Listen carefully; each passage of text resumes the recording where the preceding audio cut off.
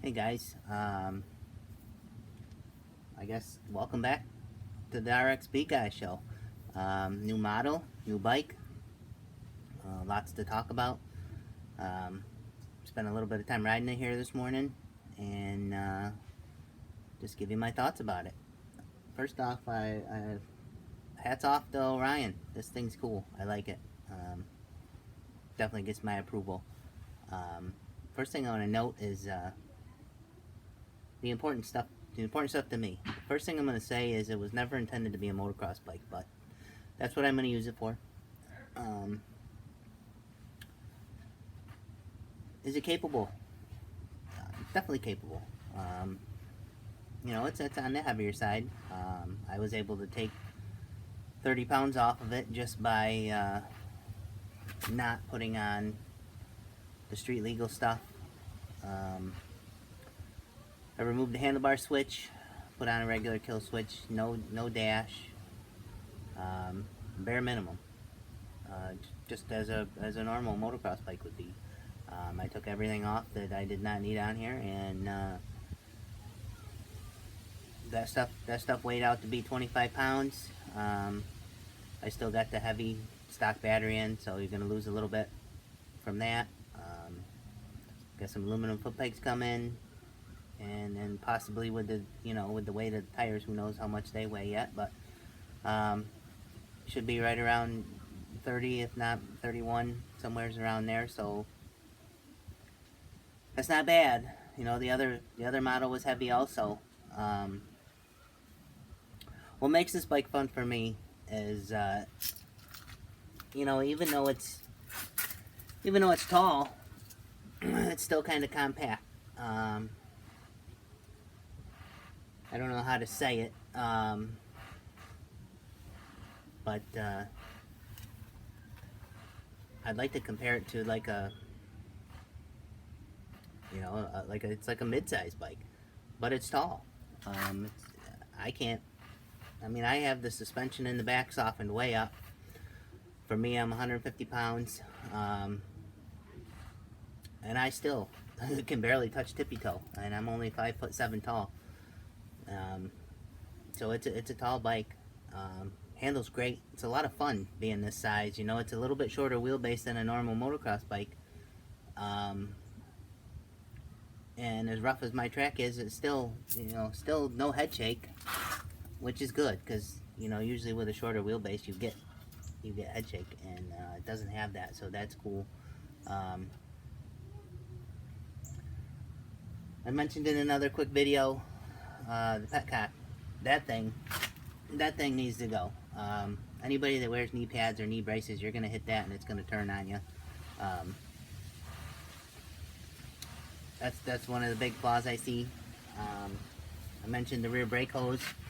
Everybody pay attention to that. That brake hose is super extra long, and it's a really stiff material, so getting it out of the way it's kind of a pain, and it's tough because the exhaust is right above it, so you can't really loop the thing up and move it over by just moving the banjo bolt. So I actually tied mine up. I tied it to the side of the swing arm just because I didn't want to disturb. There's a metal part of that line where it curves down, and if you were to flip it over, it'd point up into the exhaust, and you can't turn it in any farther because it hits the frame or the stop on the master cylinder. So I just say use your best judgment, make sure it's not getting stuck in there. Otherwise, if you're bottoming the thing out, and the spring is going to pinch that thing right off. But that's it. Them are my two complaints.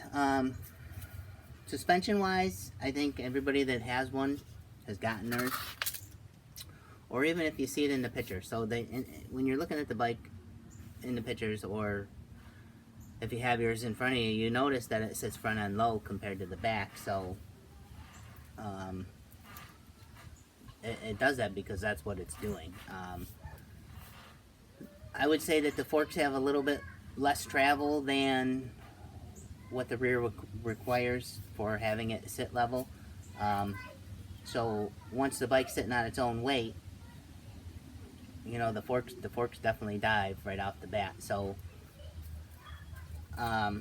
the biggest thing you want is you want something that's balanced. So to bring the balance to the bike, for me, I'm 150 pounds, so I had to soften the back up. I mean, I have basically the preload nuts just touching the shock, so there's no free play. It's a shock spring. And I have, if you saw my pictures I posted last night, I have huge preload spacers that I put in the forks. And I had to do that to get the bike to basically sit level and be balanced. And when I say balanced, meaning when you push down on the bike in the middle of the bike, say where the seat and the gas tank meet, which is center over the top of the motor, when you push up and down on that, you want the front and the back to go up and down together. You don't want the back to go first or the front to go first. You want everything to move together. So, you know, that's a big thing. But with what I did, and I rode it today, you know, I mean, it works good. It handles good. The thing turns on a dime. So I'm going to suggest everybody, you know, play with your suspension. If you need help, give me a call. You know, the guys that are riding on the street probably isn't going to bother them much, but, you know, you want to go hammering through the bumps. The way it comes in stock form, the front are going to just pack up and send you for a hell of a ride. But you do have adjustment on there, so if you don't want to, you know, go through anything right off the bat, I say, you know, stiffen your compression all the way up, and definitely check your suspension. These things were, every adjuster was backed all the way out, you know, so they don't come set up for anybody really. But overall, very cool bike. Like I say, 2 thumbs up to Orion. This thing is really cool. I definitely like it better than the last model. And as I do more stuff, I'll post some more videos. But for now, that's it. You guys have fun with these things. These things are really cool. And even so, for the money, I'm definitely going to say that it's the best value on the market right now, for sure. Great quality, good fasteners, heavy duty. Very cool. Good job, Orion. Talk to you soon.